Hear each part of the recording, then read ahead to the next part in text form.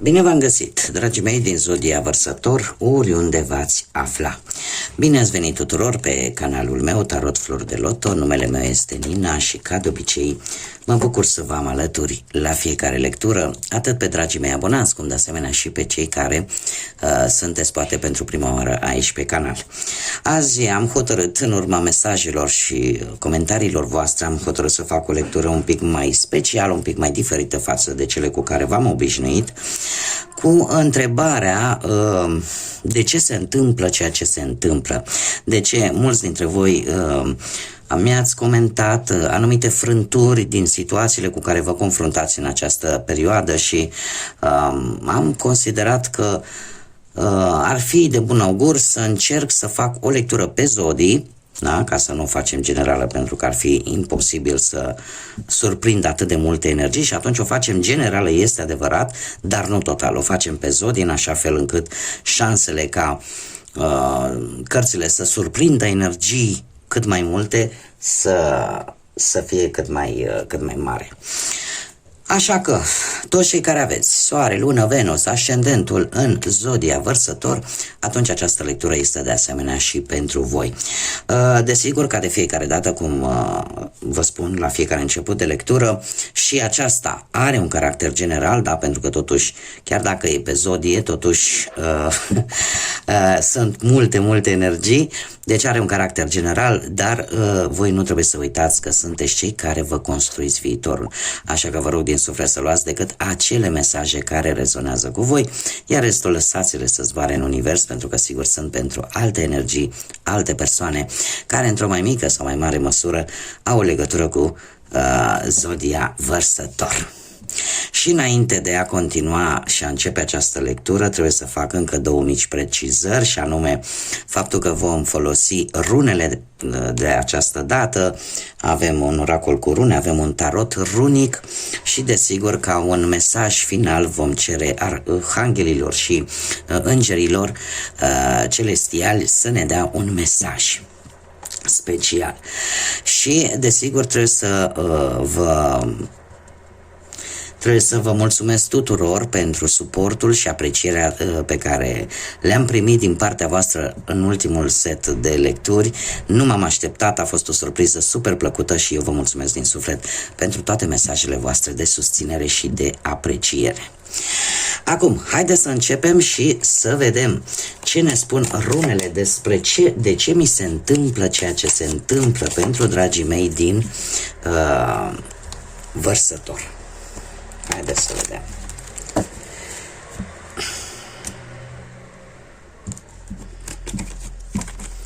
Bun.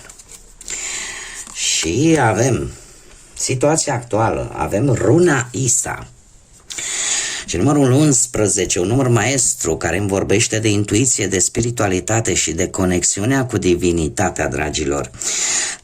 Situația actuală, unii dintre voi e posibil în acest moment să fiți într-o mică pauză, într-un mic blocaj. De ce? Pentru că nu vedeți voi lucrurile clar. Alții poate să fiți într-o perioadă în care vă sacrificați pentru cineva sau pentru o anumită situație.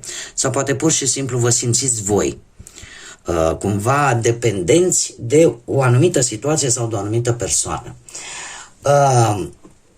O situație în care voi suspendați deciziile importante, în care le tot întârziați, sau care sunteți într-o perioadă de așteptare. Mare atenție, e posibil ca unii dintre voi să fiți privați de liberul arbitru. Și lucrul ăsta nu e tocmai ok. Da? E posibil și acest lucru. Cum de asemenea încercați să vă conectați cât mai mult cu universul, cu divinitatea, unii dintre voi. Direcția către care voi vă îndreptați, avem runa Fehu, și eu aș spune că este o direcție bună. De ce? Pentru că runa Fehu în general ne vorbește de bogăție materială, de noroc, de speranță, de prosperitate și de siguranță, de reușite, dragilor. Așa că direcția voastră este una bună. Către ce vă îndreptați voi? Atunci de unde vine blocajul? Ei, blocajul vine de la runa Uruz. Vine de la runa Uruz, care îmi vorbește de rezistență la schimbare, rezistență, o lipsă de curaj, o lipsă de vitalitate pentru unii dintre voi, o lipsă de perseverență, da? Pentru alții ne vorbește de lipsa independenței, lipsa libertății, da? Deci, de aici vine blocajul. Ați avut situații în care poate ați crezut, eu n-am să pot să fac cu tare lucru și nici măcar nu fără să-l încerci. Eu am un lucru pe care îl repet și îl spun și copiilor mei și acum am și nepoțel și o să îl spun și lui atât cât o să mă țină Dumnezeu pe lumea asta.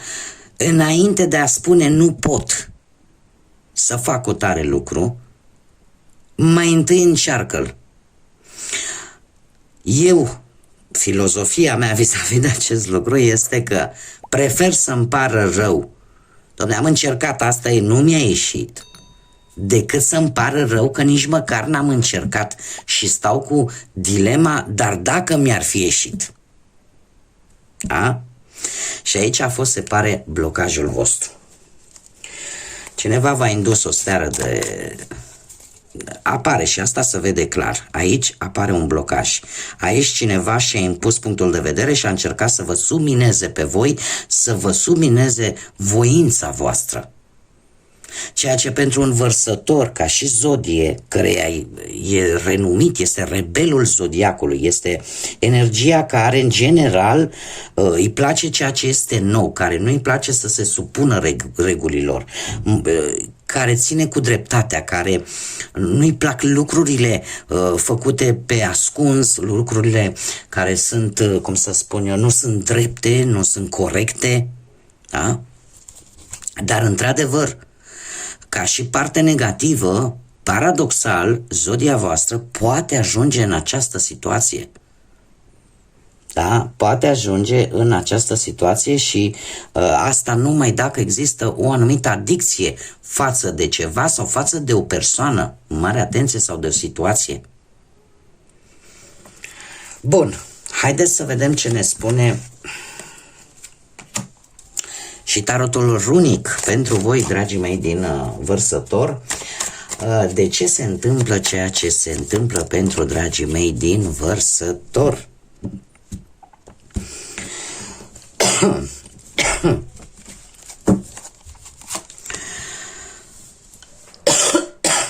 Am vorbit destul azi. Și avem o regină de monede, situația actuală.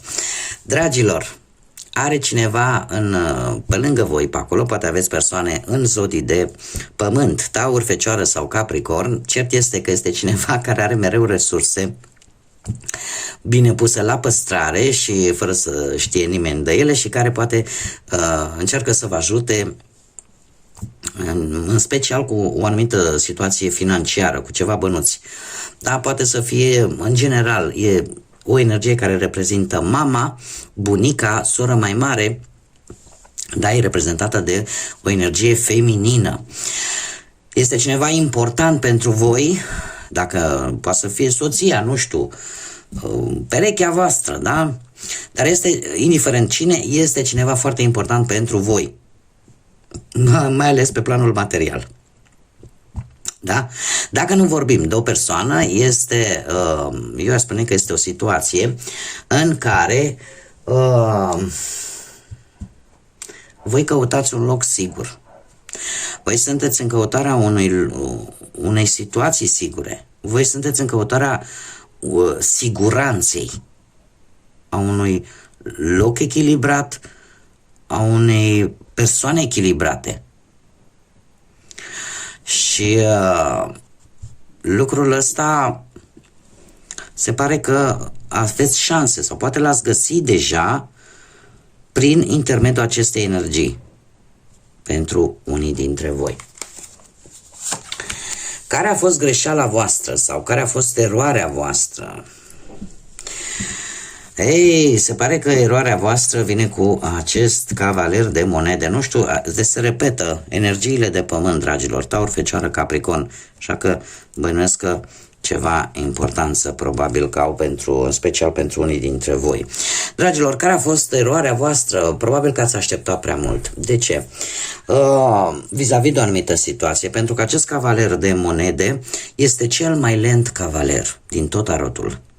Este adevărat că în general simbolizează, cum să zic eu, meticulozitatea, simbolizează răbdarea, dar la voi, ținând cont poziția pe care se află, se pare că lucrurile astea au jucat în defavoarea voastră. Voi v-ați mișcat prea lent, cred că ați avut răbdare prea multă, cred că poate pentru a asigura siguranța celor dragi vouă ați acceptat multe.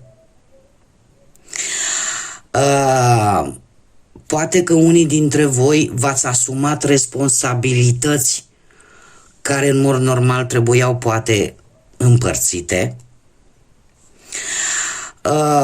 Poate alții ați ținut așa cu literă de lege să onorați anumite promisiuni, anumite compromisuri, chiar dacă nimic nu s-a mișcat. Iar alții, posibil să fi fost o eroare cauzată încăpățânării și ideii că toate lucrurile poate trebuie să făcute doar ca tine. Și acest lucru este posibil. Deci v-am dat variante în care voi vă puteți regăsi. Ce nu trebuie repetat, dragilor? Ce nu trebuie repetat?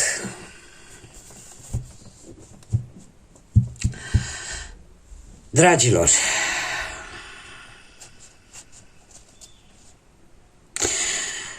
Magicianul, în mod normal, este o carte destul de bună, destul de benefică,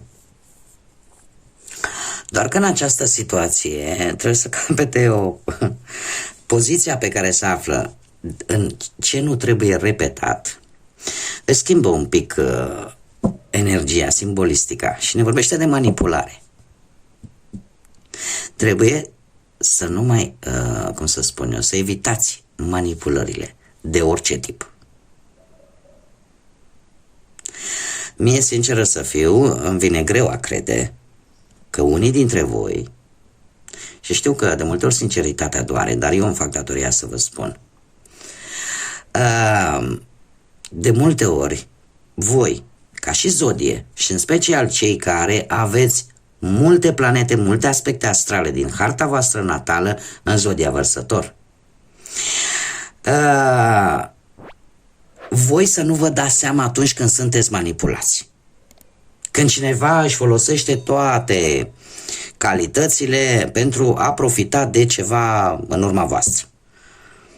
Da? Îmi vine un pic greu a crede. Cum de-al minteri? De asemenea, unii dintre voi e posibil și până la un anumit punct, trebuie să vă spun că nu e nimic rău. Nu? Și copiii mici ne manipulează pe noi prin diferite metode. Putem manipula anumite situații sau anumite persoane, dar într-o manieră sănătoasă. Dar ceea ce voi, probabil, nu ar trebui să mai repetați, să încercați unii dintre voi, am spus prima variantă, să lăsați de la voi în momentul în care altcineva încearcă să vă manipuleze pe voi sau voi la rândul vostru, pentru ca lucrurile să se facă decât în maniera pe care voi vă doriți, să încercați voi să manipulați pe alții.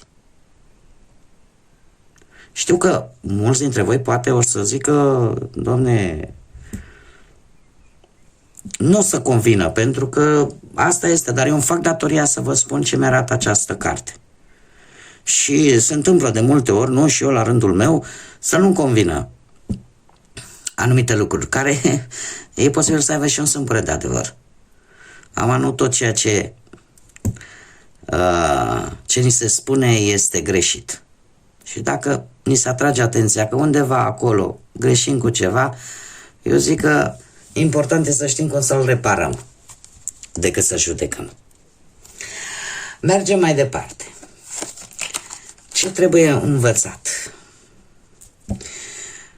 Trebuie învățat, culmea, un arcan major care vă reprezintă pe voi. Și avem steaua. Cam ce ar trebui învățat în primul și în primul rând, că nu trebuie să vă pierdeți speranța. De ce? Pentru voi speranța e de fapt forța care pe voi vă ajută să mergeți înainte. Voi fiind o zodie de aer. Ce ar trebui să nu uitați și să învățați în continuare este că trebuie să aveți mai multă încredere în voi și în, cum să spun eu, în comunicare, în maniera în care comunicați. Pentru că asta vă poate ajuta să prindeți acele șanse bune după o perioadă dificilă.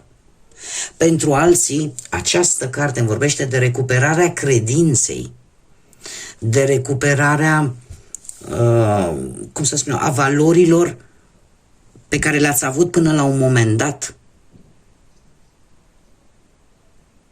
Și este foarte interesant că mi-a apărut un arcan major care vă reprezintă pe voi. Deci sunt lucruri care încă, și acum e normal să fie așa pentru fiecare zodie, nu?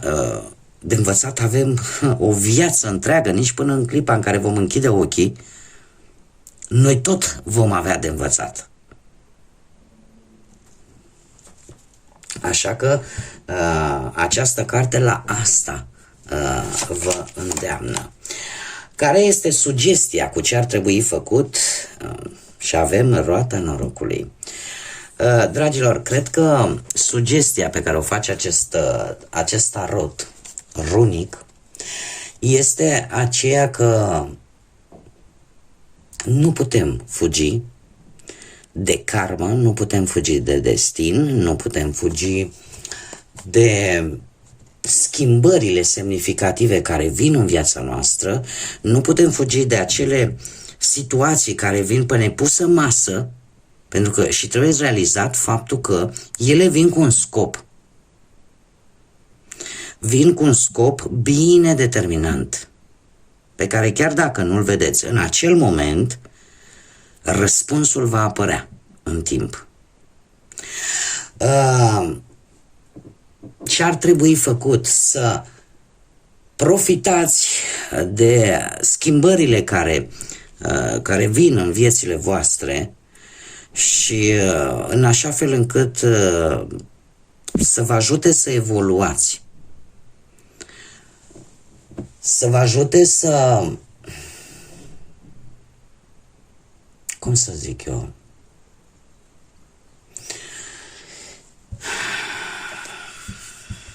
Foarte mult acest arcan, eu trebuie să vă spun un lucru, aveți deja 3 arcane majore, da? Iar acest arcan major mie îmi vorbește tare mult, nu știu de ce, de necunoscut. Îmi vorbește tare mult de necunoscut și dacă ar trebui ceva făcut, să nu mai aveți teamă de necunoscut și de tot ce poate să vă surprindă. Pentru că, așa cum am mai spus-o, voi sunteți o energie care, în general, încearcă să-i ajute pe ceilalți. Încearcă să rupă anumite paradigme. Încearcă să vină cu noi forme de gândire. Iar atunci când apar lucruri bruște, schimbări bruște în viața voastră, luați-le ca pe niște experiențe de viață. Și nu trebuie să vă speriați de ele. Care ar fi concluzia? Concluzia vine cu o altă regină, de data aceasta de cupe. Concluzia este următoarea. Se pare că intuiția în următoarea perioadă va fi la cote mari și ar fi bine să vă ascultați și se pare că veți deveni mai empatici, poate. Veți avea, cum să spun eu, vă veți conecta mult mai mult cu ceilalți. Dar, mare atenție, nu uitați și de necesitățile voastre. Și nu uitați un lucru important, să puneți limite dacă este necesar. Trebuie să mai vă spun încă ceva, nu știu dacă zodiile de apă, vă zic ceva, Rac, Pești sau Scorpion, dar e posibil să aveți așa, nu știu, ori să ieșiți și să socializați și să cunoașteți pe cineva care are legătură cu aceste zodii, nu știu, poate la locul de muncă să reușiți un proiect foarte creativ și să apară această persoană nouă care cumva te poate ajuta, da, pe partea asta profesională și îți poate deveni o foarte bună aliat. De asemenea, următoarea perioadă vine cu o veste bună, am văzut-o și în cărțile cu rune, da? De ce vine cu o veste bună? Pentru că veți găsi o soluție în a îmbunătăți partea materială, care este pentru voi foarte importantă în această perioadă și unde apare iară posibilitatea apariției unui asociat familiar care să aibă legătură cu aceste zodii și care vă poate ajuta. În ceea ce privește viața sentimentală, pentru relații o să vină o perioadă destul de calmă, emoțiile vor fi un pic mai solide, mai profunde pentru unii dintre voi și eu aș spune că chiar și în relațiile unde sunt anumite probleme, cu un pic de intuiție se poate rezolva respectiva problemă. Iar cei singurei, așa cum am mai spus, ar trebui să ieșiți, să socializați și să vă lăsați ghidați de intuiție. Și încă un lucru important aș spune, fiți voi înșivă, nu vă schimbați pentru nimeni, fiți voi, pentru că asta este cheia în a cuceri. Da? Și aici eu aș mai vrea să mai spun un lucru vis-a-vis de ce nu trebuie să repetați. Nu trebuie să îmbrăcați o altă haină care nu vi se potrivește. Nu trebuie să purtați niciun fel de mască numai pentru a face pe placul altor persoane. Sau celelalte, sau pentru o teama de a nu fi judecați. Am simțit nevoia să spun acest lucru pentru că îl omisesem în ceea ce trebuie să nu repetați. Haideți să vedem un mesaj din partea îngerilor, arhanghelilor pentru dragii mei din Vărsător. Un mesaj, te rog.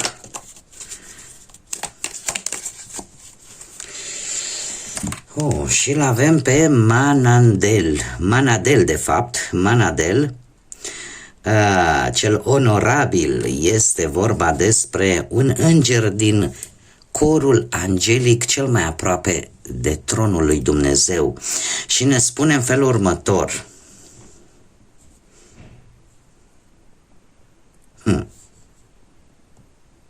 Dragilor, acest înger, cu ce se ocupă el? Se ocupă cu partea ta internă, da? Cu partea ta internă și te ajută să-ți păstrezi jobul. Te ajută și te protejează împotriva dezastrelor. Este cineva care este o energie celestială care te poate ajuta într-o problemă relaționată cu banii în mod special. Și ori cu ceva relaționat, cum am mai spus, cu banii, cu vreo moștenire, eu aș spune în general, cu îmbunătățiri relaționate cu banii și, de asemenea, eu zice, nu ar fi chiar imposibil pentru unii dintre voi să stabilizați o relație posibil să ajungă la nuntă, chiar dacă sunt interese materiale. Da? Iar pentru cei singurei, se pare că veți fi oarecum sprijiniți pentru a apărea cineva în viața voastră, dar de asemenea care are o situație financiară destul de bună. Ca și număr, mare atenție, avem 3, 6, 9 sau 36, care pot să vă spună ceva. Nu știu, să le vedeți numere repetitive sau să reprezinte ceva important pentru voi.